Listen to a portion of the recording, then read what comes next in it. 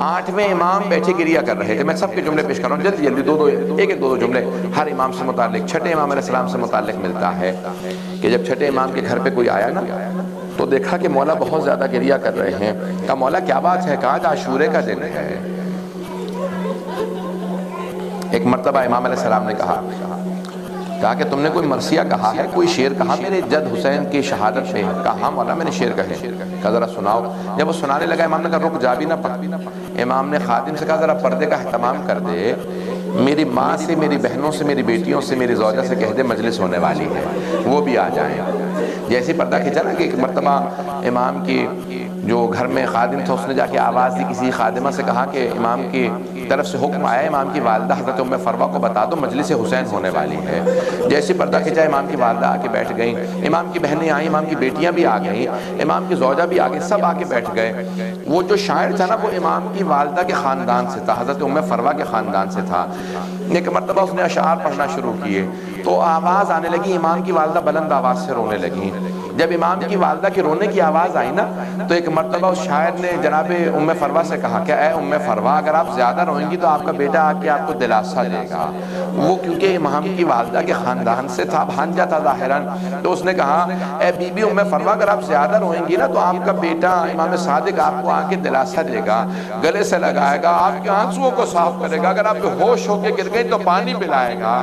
لیکن ام فروہ جب آپ کی پھپھیاں روتی تھیں انہیں شمر تازیانے مارتا تھا، انہیں پانی نہیں دیا جاتا تھا. ایک مرتبہ امام نے کہا الباب الباب دروازہ بند کر دو. سارے مدینے والے دروازے پہ آ کے جمع ہو گئے تھے. امام نے کہا دروازہ بند کر دو. کسی نے پوچھا مولا دروازہ کیوں بند کر دے گا؟ میرا بیٹا بے ہوش ہو کے گر گیا ہے. میرے جد حسین کی مجلس میں میرا بیٹا موسیٰ کاظم بے ہوش ہو کے گر گیا ہے. دیکھا تو امام نے نام نہیں لیا، امام نے کہا میرا بیٹا بے ہوش ہو کے گر گیا. دیکھا تو امام کے صاحبزادے امام موسیٰ کاظم بے ہوش تھے. کہا کیا بات ہے؟ کہ میں اپنے جد کے مصائب کو برداشت نہیں کر پاتا. بس میں جب آپ روتے ہیں تو کوئی پابندی تو نہیں نا آپ کے رونے پہ، آپ کو کوئی روکتا تو نہیں ہے کہ مت گریہ کیجئے گا. امام رضا کے چند جملے پیش کروں گا. امام رضا بھی بیٹھے تھے. ایک مرتبہ ریان ابن شبیب امام کے صحابی ہیں آئے. کہا پوچھا مولا کیا بات ہے؟ اتنے افسردہ کیوں ہیں؟ آنکھوں میں اتنے آنسو کیوں ہیں؟ مولا آپ کی پوری ریش مبارک تر ہو گئی ہے. امام نے کہا یہ ابن شبیب شبیب کے بیٹے تمہیں نہیں پتا آج عاشورے کا دن ہے. کہا مولا حکومت اعلان نہیں کرتی ہے، کوئی غم کا اعلان نہیں ہوتا. کہا نہیں آج عاشورے کا دن ہے. کہا مولا ذرا اپنے جد کی کوئی مسائل تو سنائیں. امام نے کہا انہو ذبح کالکبش، ان کو ایسے ذبح کیا گیا جیسے گوزفند کو ذبح کیا جاتا ہے، جیسے ایک بھیڑ کو ذبح کیا جاتا ہے. یہ روایت بڑی مستند روایت ہے، اس میں کوئی بھی شک نہیں کہ امام نے فرمایا ہے. علماء نے بڑی بحث کی امام نے کیوں کہا ایسے ذبح کیا جیسے گوزفند کو ذبح کرتے ہیں. آپ نے دیکھا ایک بھیڑ کو جب ذبح کرنے لگتے ہیں تو اس کے ہاتھ پاؤں باندھ دیے جاتے ہیں. امام حسین کے ہاتھ پاؤں باندھے نہیں گئے تھے. پھر امام نے کیوں شبیہ دی ہے؟ پھر دیکھیں جب رسول خدا نے کہا نا علی اسد اللہ، علی شیر خدا ہے، تو وجہ شباہت جو ہے وہ شجاعت ہے. یہاں پہ بھیڑ سے کیوں تشبیہ دی ہے؟ اس پہ بڑی بحث ہے کہ جیسے بھیڑ کو ذبح کیا جاتا ہے ویسے ذبح کیا گیا امام حسین کو.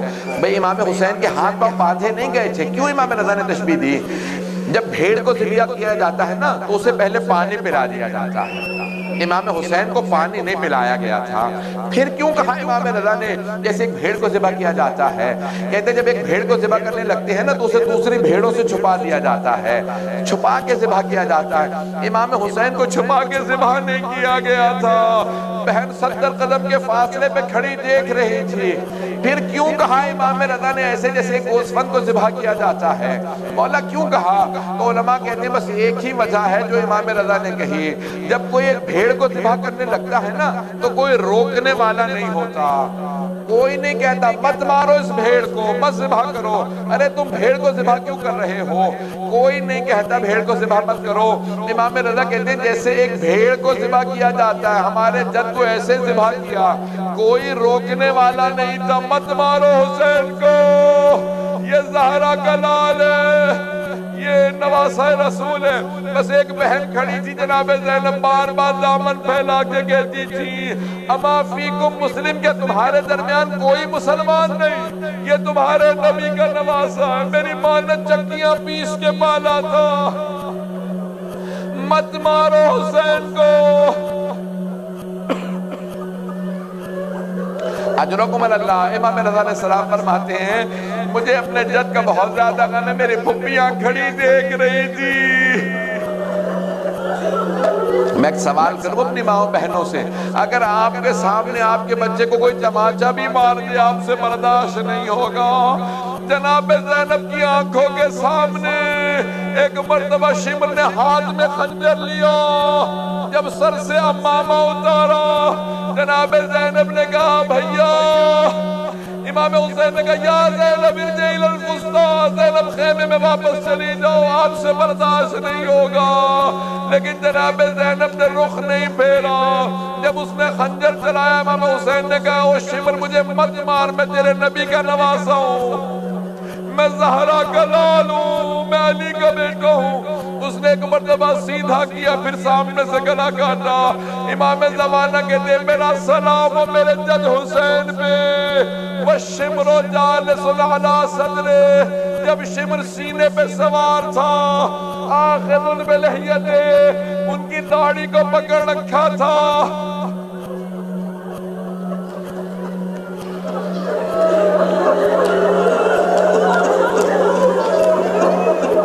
میں تمام کر دیتا۔ امام رضا علیہ السلام کا آخری وقت تھا۔ بھئی تاریخ نے لکھا 3 ایسی بہنیں ہیں جو بھائیوں کے ساتھ گئی ہیں۔ پہلی جناب کلثوم ہے جو جناب موسیٰ کے ساتھ گئی، دوسری جناب زینب جو امام حسین کے ساتھ گئی، تیسری بہن جناب معصومہ قم جو امام رضا کے ساتھ گئی۔ جب جناب معصومہ قم پہنچی نا تو ایک مرتبہ کسی سے سنا کہ کوئی بی بی بار بار کہتی ہائے امام رضا مارے گئے، ہائے امام رضا مارے گئے۔ بی بی نے فوراً کنیز سے کہا ذرا بلا کے تو لائے سے کہ کس امام رضا کو یاد کر رہی ہے۔ ایک مرتبہ جناب معصومہ نے پوچھا تو بار بار کیوں کہتی ہے ہائے امام رضا مارے گئے؟ کہا بی بی آپ کیسی شیعہ ہیں، آپ کو نہیں پتا شیعوں کے 8ویں امام کو زہر دے دیا گیا۔ جناب معصومہ رونے لگی کہ ہائے میرا بھائی مارا گیا، مجھے پردیس میں پتہ نہ چلتا، کسی بی بی کو پردیس میں نہ خبر ملے بھائی مارا گیا۔ لیکن میں ہاتھ جوڑ کے کہوں گا او بی بی معصومہ، آپ ام میں تھی بھائی مشہد میں، لیکن جناب زینب دیکھ رہی تھی۔ الا لعنت اللہ علی القوم الظالمین وَسَيَعْلَمُ الَّذِينَ ظَلَمُوا أَيَّ مُنْقَلَبٍ يَنْقَلِبُونَ۔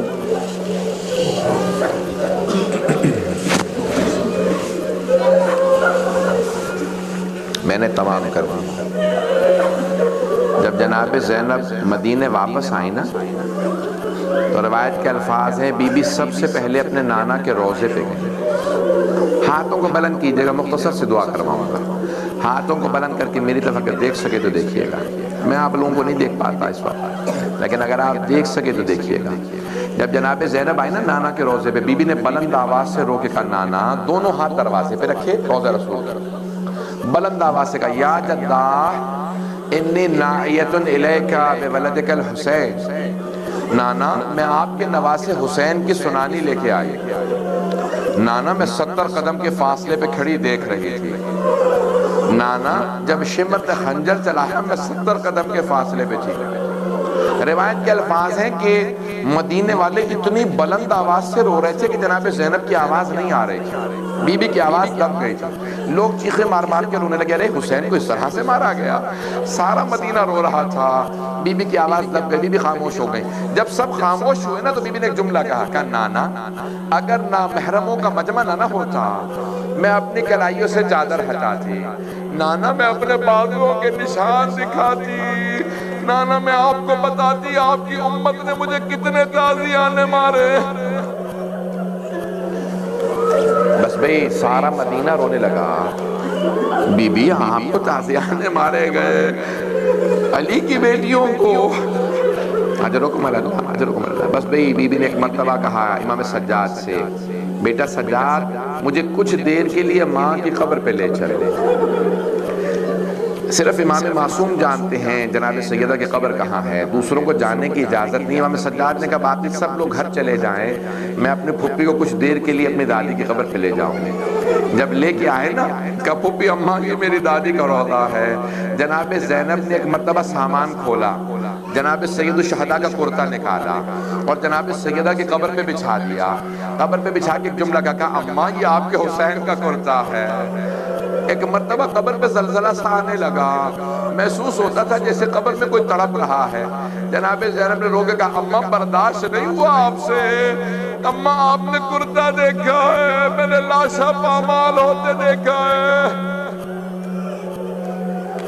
علماء کہتے ہیں کہ ایک خاتون اپنے باپ سے اپنی مصیبت چھپا سکتی ہے, اپنے مصائب کو اپنے بیٹوں سے چھپا سکتی ہے, بھائیوں سے چھپا لے گی, لیکن جب ایک خاتون اپنی ماں سے ملتی ہے نا تو چھپا نہیں پاتی. جیسے ہی جناب زینب آئی نا ماں کے روضے پہ تڑپنے لگی کہ اماں اماں میں 70 قدم کے فاصلے میں کھڑی تھی, اماں جب شبر نے حسین کے بالوں میں ہاتھ ڈالا. بی بی بہت تڑپی, بہت روئی. امام سجاد نے پھپھی کا بازو تھاما. آخری مجلس ہے نا اس لیے میں پڑھ رہا ہوں, اب اگر برداشت کر پائے میں بڑے سخت میں کہنے والا ہوں آگے, اگر دیکھ سکے تو دیکھیے گا. امام سجاد نے پھپھی کا بازو تھاما کہ پھپھی اماں بس کیجئے. اٹھایا کہ گھر چلیں. کہاں لے کے آئے؟ اپنے گھر لے آئے, امام حسین کے گھر لے کے آئے. جب گھر لے آئے نا تو جناب زینب نے ہر بی بی سے پرسہ لیا, سب کو پرسہ دیا, بتایا کیا کچھ ہوا. بس ایک مرتبہ جناب عبداللہ ابن جعفر طیار نے بلا بھیجا کہ سید سجاد اپنی پھپھی سے کہو گھر واپس آ جائیں. آپ کو پتا ہے جب جناب زینب کے سامنے لاشیں لائے گئے تھے, جناب اون محمد کی بی بی نہیں روئی تھی, بی بی نے آنکھیں بند کر لی تھی. جب شام میں شہداء کے سر واپس آئے نا بی بی نے دوبارہ آنکھیں بند کر لی. جب جناب فضہ نے کہا نا بی بی بیٹوں سے ودا کر لیں, کہا فضہ میں علی کی بیٹی ہوں, صدقہ دے کے واپس نہیں لیتی, میں نے حسین کا صدقہ دے دیا. یہ جناب زینب نے بہن کی حیثیت سے نہیں کیا, امام وقت کے لیے اولاد کو قربان کیا تاکہ تاریخ میں کبھی بھی امام پہ وقت آئے ہر ماں اپنی اولاد کو قربان کرنے لئے تیار ہو. ایک مرتبہ بی بی نے شام میں بیٹوں کے لیے سروں کو دیکھا, آنکھیں بند کر لی. چہلوں پہ دوبارہ کربلا واپس آئیں, ہر قبر پہ گئیں, بیٹوں کی قبروں پہ نہیں گئیں. جب بیٹوں کی قبروں کے پاس سے گزری نا تو آنکھیں بند کر کے کہا اون محمد الوداع, اون محمد خدا حافظ, اون محمد ماں جا رہی ہے. بی بی ایک مرتبہ مدینے واپس آئی, نانا کے روضے پہ گئیں, بیٹوں کا کوئی تذکرہ نہیں کیا. ماں کی قبر پہ گئیں لیکن کہیں پہ بھی بیٹوں کا شکوہ نہیں کیا. بھائی کے گھر گئیں, بیٹوں کا ذکر نہیں کیا, لیکن آخر ماں تھیں, کب تک برداشت کرتے ہیں. جیسے جناب عبداللہ نے بلایا نا کہ گھر واپس آ جائیں, بی بی نے سر پہ برقع رکھا. جب چلنے لگی بی بی کا دل تڑپنے لگا, کلیجہ منہ کو آنے لگا, بی بی کے پاؤں لرزنے لگے. ایک مرتبہ تڑپتی ہوئی گھر پہنچی, جیسے ہی گھر میں آئی صحن میں تو جا نمازیں بچھی دیکھی, جا نمازیں اٹھا کے سینے سے لگائی اور تڑپ کے رونے لگی کہ اون محمد میرا اس گھر میں دل نہیں لگتا, مجھے کوئی لے جائے, میں جینا نہیں چاہتی. بی بی بہت تڑپی, ابھی گریہ کر رہی تھی, زمین پہ بیٹھی. جناب عبداللہ ابن جعفر طیار گھر میں آ گئے, لیکن بی بی کو پہچان نہیں سکے. نہ جانے کیا بیت گئی جناب زینب پہ, جناب عبداللہ نے پہچانا نہیں یہ زینب ہے. ایک مرتبہ جناب زینب کو دیکھا, کہا بی بی کیا بات ہے, اب کیوں آئی ہیں ہمارے گھر میں, میری زوجہ گھر نہیں ہے, چلی جائیے. جناب زینب نے دونوں ہاتھ سر پہ رکھے. ایک مرتبہ بلند آواز سے لوگوں کہا عبداللہ پہچانا نہیں, عبداللہ میں زینب ہوں, ہم لٹ گئے, برباد ہو گئے, عبداللہ اون محمد مارے گئے. نہ جانے جناب عبداللہ نے کیا دیکھا, زمین پہ گر گئے. بوڑھے بھی تھے, بیمار بھی تھے. ایک مرتبہ ہمت کر کے پھر اٹھے. جب دوسری مرتبہ زمین پہ گرے نا, جناب زینب سے رہا نہ گیا. پوچھا عبداللہ کیا بات ہے, بیٹوں کی شہادت برداشت نہیں ہو رہی. جناب عبداللہ نے دیکھا جناب زینب کے ہاتھ ابھی بھی سر پہ ہیں. جناب عبداللہ نے کہا زینب وہ دونوں حسین پہ قربان, میں ہوتا میں بھی قربان ہو جاتا, مجھے بیٹوں پہ صبر آگے, لیکن زینب میرے ایک سوال کا جواب دیجئے. جناب زینب نے کہا عبداللہ کیا سوال ہے, کہا زینب یہ کلائیوں پہ نشان کیسے. ایک مرتبہ جناب زینب نے کہا عبداللہ ہاتھوں میں رسیاں, کوفہ و شام کے بازار, شرابی کا دربار, مجمع عام, علی کی بیٹیاں, ہاتھوں میں پتھر, باغیوں کے نعرے.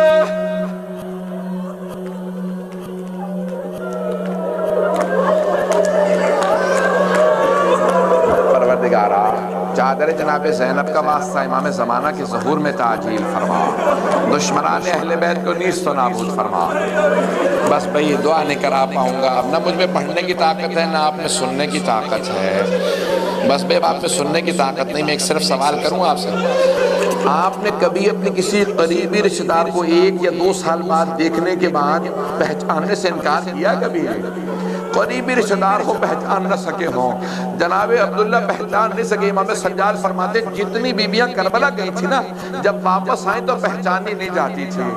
پوچھا مولا کیوں نہیں پہچانی جاتی تھی؟ کہ بال سفید ہو گئے تھے، کہ کمر ٹوٹ گئی تھی، ہر بیوی بیمار رہتی تھی۔ جب پوچھا امام سجاد سے جناب محمد حنفیہ نے کہ آپ کون ہیں، مجھے بار بار چچا کیوں کہتے ہیں؟ کہا چچا کیا آپ نے مجھے نہیں پہچانا؟ کہا نہیں میں نے آپ کو نہیں پہچانا، آپ کون ہیں؟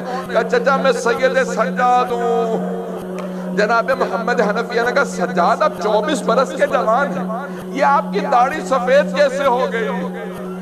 کہا چچا شرابی کے دربار میں علی کی بیٹیاں کھڑی رہی، ماتم حسین